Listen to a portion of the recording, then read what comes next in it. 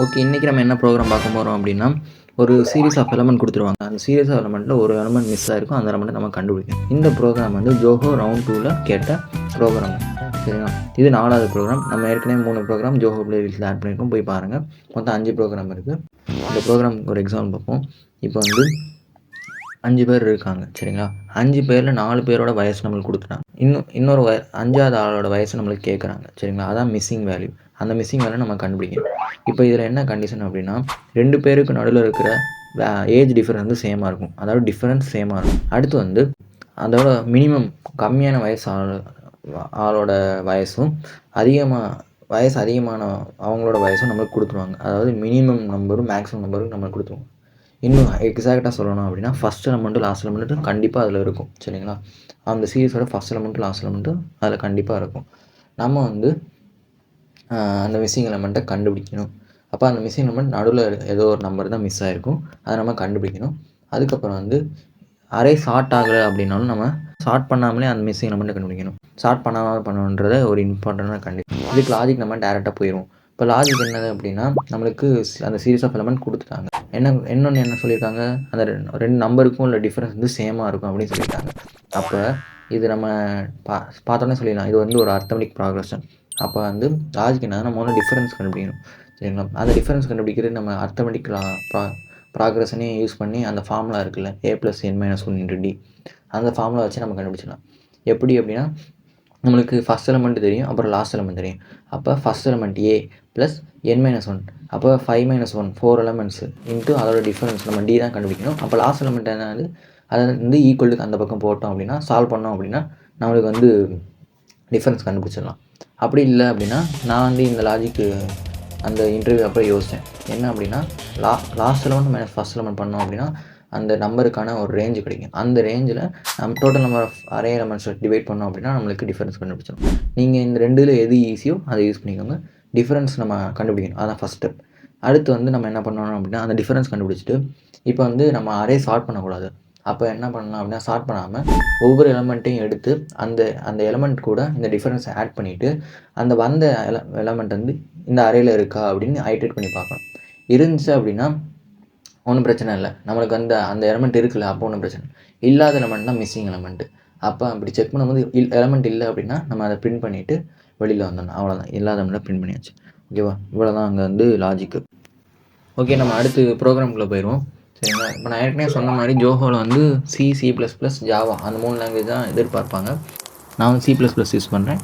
நீங்கள் வந்து எந்த லாங்குவேஜ் யூஸ் பண்ணலாம். சரிங்களா? இப்போ நான் ப்ரோக்ராமில் டேரெக்டாக போயிடுறேன். as include iOS stream with using namespace style. அடுத்து ஒரு மெயின் ஃபங்க்ஷன் க்ரியேட் பண்ணிப்போம். க்ரியேட் பண்ணிவிட்டு இப்போ நான் நம்பர் ஆஃப் எலமெண்ட்ஸ் என்னன்னு வாங்கணும். அப்போது ஒரு இன்டிஜர் n க்ரியேட் பண்ணிவிட்டு அந்த நம்பர் வாங்கிடணும், C(n). இப்போ வாங்கியாச்சு. இப்போ அரே எலமெண்ட்ஸ் வாங்கணும். அப்போ அதுக்கு முன்னாடி ஒரு அரே க்ரியேட் பண்ணணும். இப்போ into array of n elements இருக்கிற மாதிரி ஒரு அரே க்ரியேட் பண்ணணும். இப்போ அரே எலமெண்ட்ஸ் வாங்கணும். இப்போ ஒரு ஃபார் லூப் ஐட்ரேட் பண்ணணும். இந்த i = 0, i n, i ++. இப்போ நம்மளுக்கு வந்து டிஃபரன்ஸ் கண்டுபிடிக்கிறதுக்கு மேக்ஸிமம் மினிமம் ரெண்டும் வேணும். அப்போ அரே வாங்கும்போது நம்ம மேக்ஸிமம் மினிமம் வந்து கண்டுபிடிக்கணும். அப்போ மினிமம் மேக்ஸிமம் கண்டுபிடிக்கிறதுக்கு 2 எலமெண்ட் வச்சுக்கிட்டு மினிமம் எப்பயுமே நம்ம ஏதாச்சும் ஒரு ஹையஸ்ட் நம்பர் வைப்போம். அடுத்து மேக்ஸிமம் வந்து ஒரு மினிமம் நம்பர் வைப்போம். வச்சுட்டு இப்போ நம்பர் நான் வாங்கிடுறேன். அரே ஆஃப் i நம்பர் வாங்கிடுச்சு. இப்போ நம்பர் வாங்கும்போது நான் அப்படியே மினிமம் மேக்ஸிமம் செக் பண்ணிட்டு வந்துடுவேன். இப்போ இஃப் மினிமம் கிரேட்டர் தென் அந்த கரண்ட் எலமெண்ட்டாக இருந்துச்சுன்னா அதான் மினிமம். சரிங்களா? இப்போ கரண்ட்டும் மினிமோட கம்மியாக இருக்குன்னா அதுதான் நம்ம இந்த லாஜிக் தெரியும். சரி, அதனால் எக்ஸ்பிளைன் பண்ணணும் அவசியம் இல்லை. மினிமம் ஈக்குவல் அந்த கரண்ட். ஒருவேளை இஃப் மேக்ஸிமம் வந்து அந்த கரண்ட் எலமெண்ட்டோட கம்மியாக இருந்துச்சு அப்படின்னா மேக்ஸிமம் ஈக்குவல் அந்த கரண்ட் எலமெண்ட் செட் பண்ணணும். நம்மளுக்கு இந்த லாஜிக் தெரியும், அதனால் எக்ஸ்பிளைன் பண்ணல. இப்போ மினிமம் மேக்ஸிமம் கண்டுபிடிச்சிச்சு. அப்போ அடுத்து வந்து டிஃபரன்ஸ் கண்டுபிடிக்கிறது நம்மளோட வேலை. அப்போ into difference equal to maximum minus minimum divided by n. இது பண்ணோன்னா நம்மளுக்கு டிஃபரன்ஸ் கண்டுபிடிக்கும். நம்ம வந்து அரித்மெடிக் ப்ராக்ரஷன் அந்த ஈக்குவேஷன் வச்சு கூட டிஃபரன்ஸ் கண்டுபிடிக்கலாம். ஓகேவா? அடுத்து வந்து இப்போ இந்த டிஃபரன்ஸ் கண்டுபிடிச்சாச்சு. அப்போ நம்ம ஒவ்வொரு எலமெண்ட்டையும் ஐட்ரேட் பண்ணி நம்ம வந்து அந்த எலமெண்ட் இருக்கா அந்த எலமெண்ட் கூட அந்த டிஃபரன்ஸ் ஆட் பண்ணி அந்த எலமெண்ட் இருக்கா அப்படின்னு செக் பண்ணணும். அப்போ முதல்ல ஐட்ரேட் பண்ணுறதுக்கு for into I equal to 0, I less than n, I plus plus. இப்போ ஃபஸ்ட் எலமெண்ட்டு இப்போ அந்த எலமெண்ட்டையும் அதோட டிஃபரன்ஸ் ஆட் பண்ணணும். அதை வந்து வேல் அப்படின்னு ஒரு இதில் ஸ்டோர் பண்ணிப்போம். கரண்ட் எலமெண்ட்டையும் அதோட டிஃபரன்ஸையும் ஆட் பண்ணி வேல்னு ஸ்டோர் பண்ணியாச்சு. இப்போ இந்த வேல் வந்து அந்த எலமெண்ட்டுக்குள்ளே இருக்கான்னு செக் பண்ணணும், அந்த அரேக்குள்ளே இருக்கான்னு செக் பண்ணணும். அதுக்கு முன்னாடி நம்ம வந்து நம்மளுக்கு வந்து ஃபஸ்ட் நம்பரும் லாஸ்ட் நம்பர் தெரியும், அந்த ரேஞ்சுக்குள்ளே தான் நம்பர் இருக்கும். இப்போ அந்த ரேஞ்சை விட்டு இந்த ஆட் பண்ணி இப்போ நம்ம லாஸ்ட் எலமெண்ட்டோட அந்த டிஃபரன்ஸ் ஆட் பண்ணோன்னா அந்த ரேஞ்சை தாண்டிடும். சரிங்களா?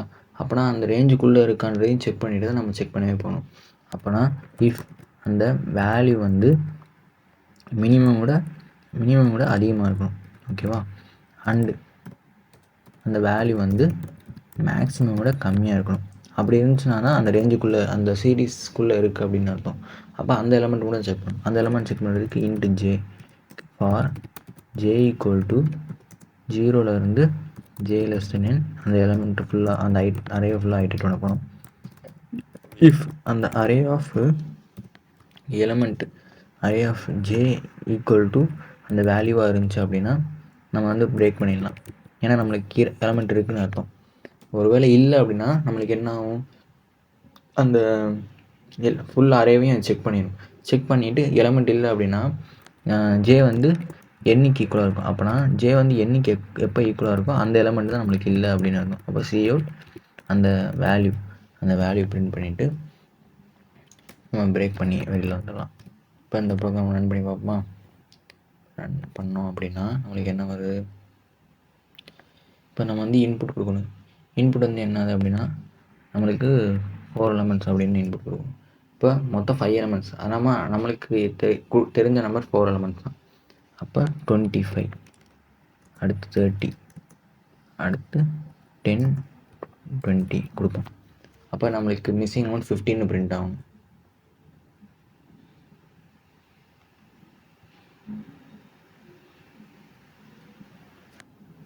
சாரி, நான் இந்த இடத்துல ஐன்னு போட்டேன், அதனால் ஜே அதை மாற்றிக்கணும். இப்போ நம்ம வந்து ரன் பண்ணி பார்ப்போம். 4 எலமெண்ட்ஸ் இன்புட்டாக கொடுப்போம். 25, 30, 20, 10. இப்போ நம்மளுக்கு இது வந்து 15 அவுட்புட் வரணும். ஓகேவா? வந்துருச்சா? இப்போ நம்ம இதுக்கு வேறு என்ன வேணாலும் இன்புட் கொடுத்து பார்க்கலாம். கரெக்டான அவுட்புட் தான் வரும். ஓகேவா? இதுதான் இந்த ப்ரோக்ராம். அவ்வளோதான், இது ஈஸி தான். ஓகே, இந்த ப்ரோக்ராம் ஈஸியாக இருந்துச்சா? இந்த ப்ரோக்ராம் பிடிச்சிருந்தா லைக் பண்ணுங்கள். உங்களுக்கு ஏதாச்சும் ப்ரோக்ராம் வேணும் அப்படின்னாலும் அதை நான் எக்ஸ்பிளைன் பண்ணணுன்னா கமெண்ட்டில் சொல்லுங்கள். நான் அதை வந்து எக்ஸ்பிளைன் பண்ணி வீடியோவாக போடுறேன். மற்ற ஜோஹோ ப்ரோக்ராமும் ஜோஹோ பிளேலிஸ்ட்டில் ஆட் பண்ணியிருக்க போய் மறக்காம பாருங்கள். இந்த வீடியோ பார்த்தமைக்கு நன்றியை கூறிவிட்டு விடைபெறுகிறேன். நன்றி, வணக்கம். சப்ஸ்கிரைப் பண்ணிட்டீங்களா? சப்ஸ்கிரைப் பண்ணலைன்னா போய் பண்ணிடுங்க.